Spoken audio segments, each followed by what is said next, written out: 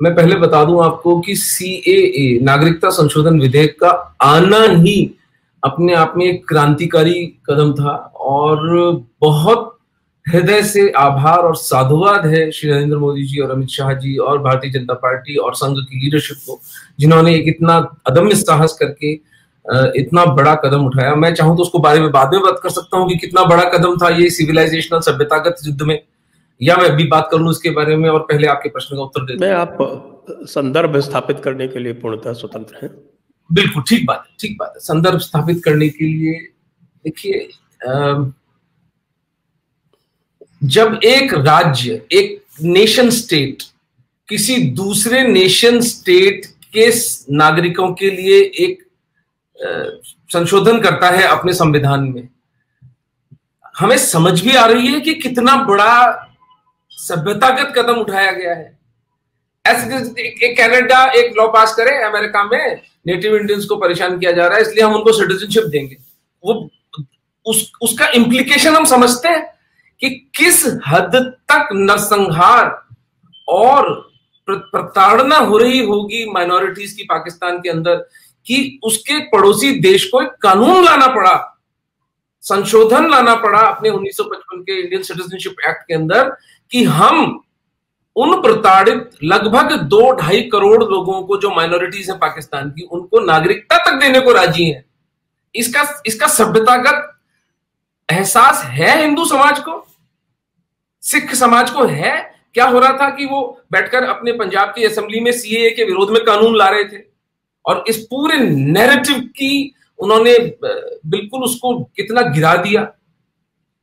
दूसरा, इसकी theological significance ये है कि दुनिया को बताएं कि इस्लामिक समाज अपने देश में, अपने आसपास की जो गैर इस्लामी अक़लियतें, जो उनकी माइनॉरिटीज है, उनके साथ में क्या व्यवहार करता है। यानी हम कब तक हम बीटिंग अराउंड द बुश करते रहेंगे, कब तक हम पॉलिटिकली करेक्ट होते रहेंगे। जिंदा लोग मर रहे हैं, छोटी छोटी 5-5, 6-6 साल की बच्चियां, पूरा पूरा गांव उनकी इज्जत लूट रहा है। कब इस संसार की संवेदना जागेगी इन मरे लुटे पिटे भुलाए लोगों को, जिनका जो कोई दोष नहीं है, जिनका जो इतने सीधे साधे लोग हैं, जिनका एकमात्र दोष ये है कि काल चक्र की गति में उन्होंने हिंदू धर्म में जन्म ले लिया, या सरदार सिख घर में जन्म ले लिया, या ईसाई घर में जन्म ले लिया पाकिस्तान जैसी भूमि के अंदर। उस पाप के लिए, उस जिस पर उनका कोई कंट्रोल नहीं है, उसके लिए उनको ये दुर्दिन देखने पड़ेंगे कि किसी बाप की बेटी उसके सामने उठा ली जाए, पूरा पूरा गांव उसकी इज्जत लूटे और फिर उसका विवाह किसी लंगड़े लूले किसी आदमी से धर्म परिवर्तन करके कर दिया जाए। ये 21वीं शताब्दी में एक मानव समाज को शोभा देता है कि हम उसके ऊपर पर्दा डालें? ये प्रश्न हमें सताना चाहिए। तो सीएए का दूसरा इंपैक्ट ये था। और तीसरी जो बात थी वो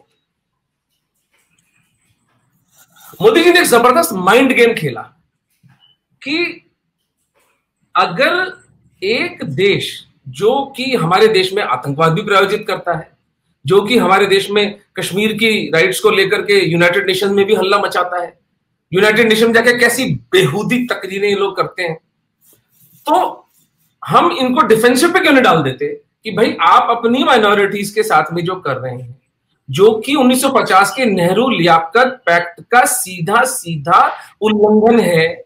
आपने वचन दिया था कि आप अपने देश में अपनी माइनॉरिटीज के लिए कमीशन बनाओगे, भारत ने तो बना दिया, भारत ने तो वक्फ बोर्ड भी बना दिया, भारत ने तो अपने उत्तरदायित्व से अधिक निभा दिया। आपने क्या किया है? आप उस समझौते की कोई लीगल सेंटिटी है, उसके प्रति कोई उत्तरदायित्व है कि नहीं है पाकिस्तानी सरकार का? तो माइंड गेम की दृष्टि से भी मोदी जी ने बॉल डाल दी पाकिस्तान के कोर्ट में। ये 3 सिविलाइजेशनल सभ्यतागत पहलू थे सिटीजनशिप अमेंडमेंट एक्ट के। इन तीनों पर देखिए, जिहादियों ने जो किया, वामपंथियों ने जो किया, विपक्षी पार्टियों ने जो किया, मैं उसको दृष्टिगोचर नहीं करता, उसको मैं दृष्टांत, उसको अलग है वो चीज, वो अपना खेल खेल रहे हैं। मेरा प्रश्न है हिंदू समाज से, मेरा प्रश्न है सिख समाज से, मेरा प्रश्न पूरी दुनिया के ईसाई समाज से, आपकी संवेदनशीलताएं, आपकी संवेदनाओं को हुआ क्या है